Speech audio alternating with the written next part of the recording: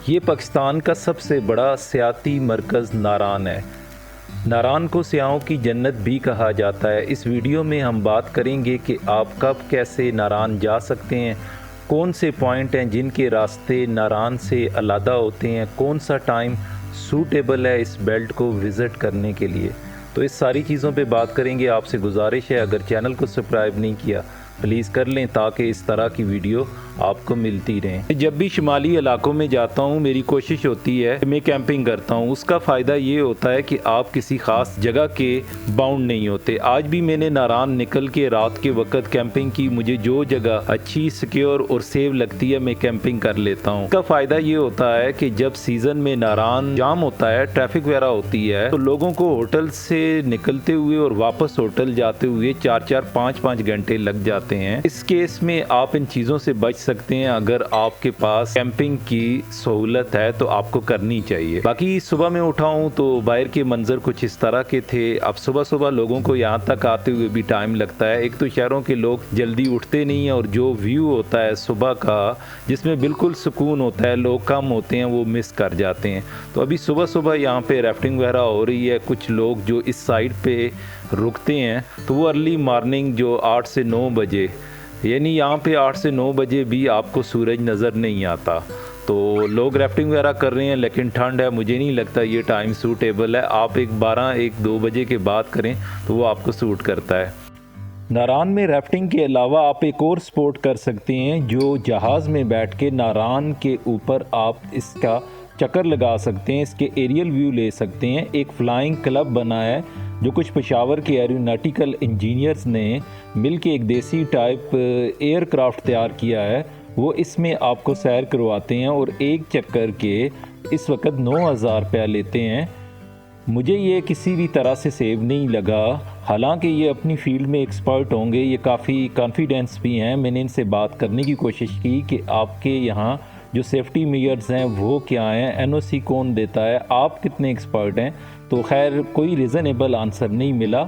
लेकिन यहाँ पे एक्सीडेंट हैं। पहले एक एयरक्राफ्ट गिरा था। मुझे ये एक्सपेंसिव और महंगा लगा है।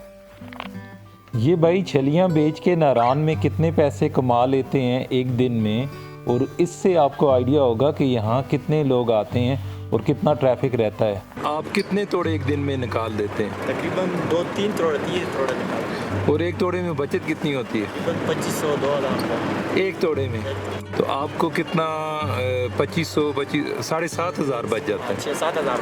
चलें, शुक्र हो। इससे आप अंदाज़ा लगाएं जी यहाँ पे कितने टूरिस्ट आते हैं। ये भाई कह रहे हैं सीज़न में ये छलियाँ बेच के यहाँ से अपनी 7-8 हज़ार की मजदूरी कर लेते हैं। यहाँ से निकलते हैं अब आगे झील सैफुल मलूक के लिए। नारान शहर से झील सैफुल मलूक कोई 13 किलोमीटर ऊपर है। जाते हुए कोई पौना घंटा लग जाता है रोड ख़राब होने की वजह से। इस पुल से गाड़ी निकालना भी कोई आसान काम नहीं है। ड्राइवर बंदे के लिए तो कुछ भी मुश्किल नहीं है, लेकिन जो लोग शहरों से आते हैं उनके लिए ये मुश्किल होता है। अगर आपको किसी तरह का डर फील हो रहा हो तो फिर इस एडवेंचर में ना ही पड़िएगा, ये आपके लिए बहुत बेहतर है। अब ये जगह है नारान सिटी निकल के जहाँ से जीपें जाती हैं ऊपर झील सैफुल मलूक के लिए। इसे ब्रिज पॉइंट और जी पॉइंट भी कहते हैं। यहीं से रास्ता अलग होता है और आप जाते हैं ऊपर झील सैफुल मलूक के लिए। तो यहाँ जीपें खड़ी होती हैं तो पूछ लेते हैं, कुछ लोग खड़े हैं, कि वो कितने पैसे लेते हैं ऊपर झील सैफुल मलूक तक और कितना टाइम देते हैं। मैं 2 साल पहले गया था तो उस वक़्त फ्यूल प्राइसेस काफ़ी कम थी। उस वक़्त ये कितना रेंट लेते थे अब अंदाज़ा लगा लें। आप जाते जी। अच्छा, कितने पैसे लेते हैं? 2500 रुपये लेते हैं। और ये कितने किलोमीटर है? 13 किलोमीटर। और 25 किलोमीटर में टाइम कितना देते हैं वहाँ? हम ऊपर 1.5 घंटे पहुँच देते हैं। अच्छा, यहाँ से जाते हुए 1.5 घंटा? ऊपर पहुँच के 1.5 घंटे देते हैं। यानी आप लोगों को घूमने के लिए झील पे 1.5 घंटा देते हैं। और यहाँ से जाते हुए कितना टाइम लगता है? आधा घंटे लग जाता है। आधा घंटा लग जाता है। अच्छा, फिक्स्ड आपके रेट फिक्स हैं 25? डीजल बहुत महंगे ना जी आप। अच्छा, नवाज शरीफ दौर गए, हुकूमत गए, उस वक्त 2500 रुपये हमारे रेट। यहाँ से जीप में बैठते हैं और चलते हैं ऊपर झील सैफुल मलूक के लिए। रास्ता देखते हैं रास्ता कैसा है। जो शुरू का रास्ता है नारान सिटी से 3-4 किलोमीटर ऊपर तक, वो रास्ता बड़ा खूबसूरत है। आप जंगल के अंदर से होकर जाते हैं। जो उसके ऊपर का रास्ता है वो काफ़ी हद तक पुरपेज और ख़तरनाक है। जब झील पे आप पहुंचते हैं तो जीपों की तादाद देख के हैरान हो जाता है कि इंसानों से ज़्यादा यहाँ पे जीपें खड़ी नज़र आती हैं। टूरिस्ट की बहुत ज़्यादा फ़्लो ने इसके हुस्न को काफ़ी ख़राब किया है। जो लोग पुराना जानते हैं झील सैफ अल मलूक को, वो जाके मायूस होते हैं। मुझे तो ये लगता है कि अब जो बंदा एक बार झील सैफ अल मलूक पे जाता है तो वापस जाने की ख्वाहिश नहीं रखता। यहाँ जमे गफ़ीर है इंसानों का। हमारी सोसाइटी का एक अलमिया है कि जो नेचर को ज़िंदा रखने के तकाज़े हैं, हम उनसे बिल्कुल बेशऊर हैं और गंद फैलाने में भी शायद हम दुनिया की नंबर 1 कौम है। ये भी एक पूरा टेंट विलेज बना है जहाँ पे नाकस चीज़ें आपको बड़ी आसानी से दस्तयाब होती हैं। इस झील के मुतल्लिक़ एक कहानी हर ज़ुबान पे सुनने को मिलती है। झील के ऊपर भी हर दूसरा बंदा एक दूसरे को सुनाता मिलेगा। परी बदी जमाल और शहज़ादा सैफ की कहानी। तो यहाँ पे प्रॉपर पेड लोग आपको ये कहानी सुना रहे होते हैं, जिसमें दूर दूर तक कोई सदाकत मुझे नहीं लगती, लेकिन झील के माहौल में, इसके हुस्न में थोड़ी देर के लिए इस पे एतबार करने को भी दिल चाहता है।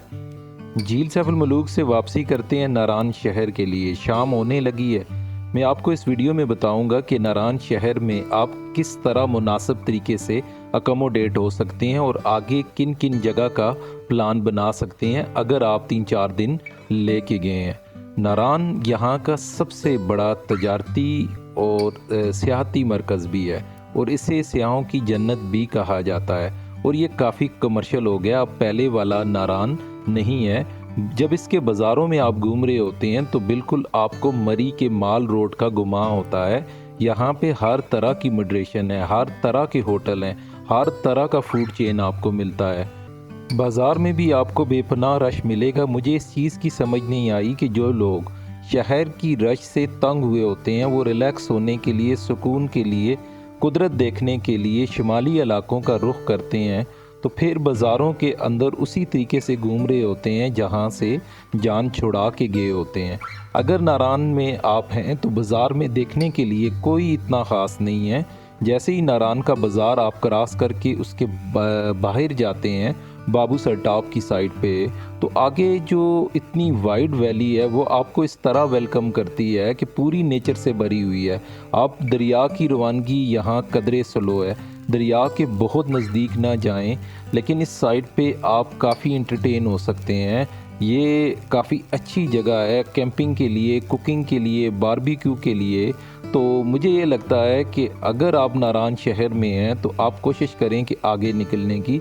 जितना जितना आप आगे जाते जाएंगे तो आपको सारी चीज़ें नेचर से लबरेज मिलेंगी और लोग जाते भी हैं। अब ये सामने आप देखें कि कुछ लोग अपनी कुकिंग कर रहे हैं, कुछ राफ्टिंग कर रहे हैं, कुछ लोग अपनी और जो एंटरटेनिंग एक्टिविटीज़ हैं वो कर रहे हैं। तो ये सारी चीज़ें देखने में अच्छी लगती हैं। और डर ये भी है कि थोड़े टाइम बाद यहाँ दरिया सिमट के एक नाले की सूरत में फ़्लो कर रहा होगा। बाकी जो लैंड माफिया, होटल माफिया, उन्होंने इस जगह के ऊपर बड़े बड़े होटल बनाए होंगे। जैसा अभी भी आपको कुछ जगह डिमार्केट की हुई नज़र आ रही है कि लोगों ने होटल के लिए बड़े बड़े प्लाट बनाए हुए हैं, हालांकि ये दरिया की गुज़रगाह है। अगर लोकल अथॉरिटीज़ हैं, जिस तरह कागान डेवलपमेंट अथॉरिटी बनी हुई है, तो उन्हें चाहिए कि लोगों की इंक्रोचमेंट रोकें, लोगों को एक लिमिट के अंदर रखें और जो इसका हुस्न है उसको कोशिश रखें अलाइव रखने की, ताकि लोग इस तरह से आएँ तो वो खाली कंक्रीट के बड़े बड़े पहाड़ ना देखें जिनसे लोग उकताए होते हैं। लोगों के लिए नेचर से हमांग होने का, नेचर से लुत्फ़अंदोज़ होने के जो ऑप्शन कुदरत ने आपको दिए हैं उन्हें कायम दायम रखना चाहिए। मुझे लगता है जो पहले ही काफ़ी हद तक हम ख़राब और तबाह बर्बाद कर चुके हैं। जून से पहले बहुत कम चांसेस होते हैं कि बटाकुंडी से आगे रास्ते खुले हों बाबू सर टॉप के लिए। हम लोग इस वक्त आए हैं, मई का मिड चल रहा है, तो सेम सिचुएशन है। बटाकुंडी के ग्लेशियर आगे क्लियर नहीं है तो हमें पैक रहना पड़ रहा है नारान के लिए। तो इस सीज़न में नारान में झील सैफ अल मलूक और नारान शहर देखने के अलावा कुछ भी नहीं है। आप आगे बाबू सर टॉप के लिए नहीं जा सकते। अगर आपने बाबू सर टॉप जाना है या आपने आगे गिलगित और दूसरी साइड पे जाना है, फिर कोशिश करें कि आप जून में या जून के बाद ट्रैवल करें, उसमें आगे आप जा सकते हैं। और जो सराउंडिंग की वैलीज़ हैं जिसमें इसकी बड़ी बाकमाल कुछ झीलें हैं, आप उनका व्यू कर सकते हैं और बहुत इंटरटेन हो सकते हैं। अपना बहुत ज़्यादा ख्याल रखें। खूबसूरतियों के ये सफ़र इंशाल्लाह जारी और सारी रहेंगे। अगर आपको चैनल वीडियो अच्छी लगी हो तो इसे लाइक शेयर सब्सक्राइब ज़रूर कीजिएगा।